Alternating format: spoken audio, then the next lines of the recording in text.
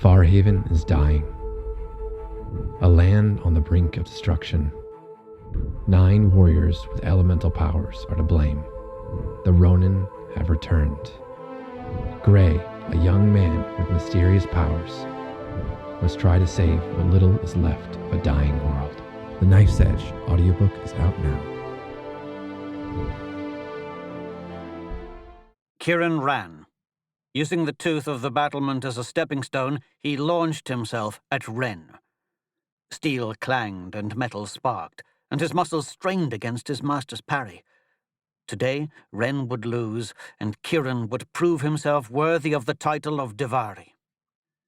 Ren smiled through the mesh of their swords, his peppered beard rustling. "You've got a gleam in your eyes today, my young apprentice. I like that." Then his eyes, the color of Cloudfell's pale blue waters, narrowed. "What have you got up your sleeve?" "Me? Nothing," Kieran lied through his clenched teeth. Ren returned a flat stare. "You are perhaps the worst liar. You know that, right?" Kieran growled in response, still straining to hold Ren's parry. He felt sweat dripping down his own brow in the hot sun, stinging his eyes. Opposite him, Ren was irritatingly cool. The cursing man hadn't even broken a sweat.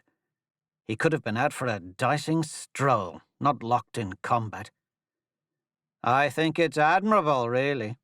One of your better qualities," Ren continued, taunting him, and leaned into the parry. Kieran pressed back, pushing into his master's sword, metal gnashing, and grinned. "I'm going to win today. You know that, don't you?" A flicker of amusement ghosted across his master's face. "Is that so?" "It is." Ren pushed harder, and Kieran lost ground. "One piece of advice, my boy. Gloat after victory, never before." Then Ren swung, and Kieran leapt back, barely dodging the man's blade. "Seven hells," Kieran thought. "It moved like the wind." Kieran eyed his master from a dozen paces away, trying to catch his breath. They were alone on the ramparts. The fog of dawn still clung, the sun barely cresting the horizon. Despite the chill in the air, Ren was bare-chested, wearing only a pair of frayed brown pants. His frame had been turned dark by the unforgiving sun. A long scar ran diagonally across his chest. A few more white lines marred his shoulders and arms. There was not a scrap of fat on him. Only his Komai braid showed his age. Black and streaked with white, the braid hung over his shoulder, its length denoting his high rank. Standing in the dawning light, Ren, leader of the Devari, and famed blade master of Farbs, looked like something out of the stories. For a dozen years, Kieran had trained under Ren. Ren had chosen Kieran when he was only 6 summers in age.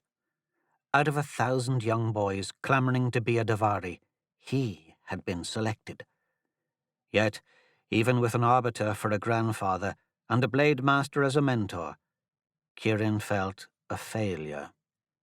Kieran, the boy who had been given everything, meant to rise above all the rest, was overwhelmingly ordinary. With all that promise draped on his shoulders, Kieran felt like he was never enough. Weaker than most, clumsier with the blade, and slower to learn the complicated forms that all Devari knew. Only his ki, his power of empathy, showed promise. Even that was temperamental and wild as a spark storm. But today would be different.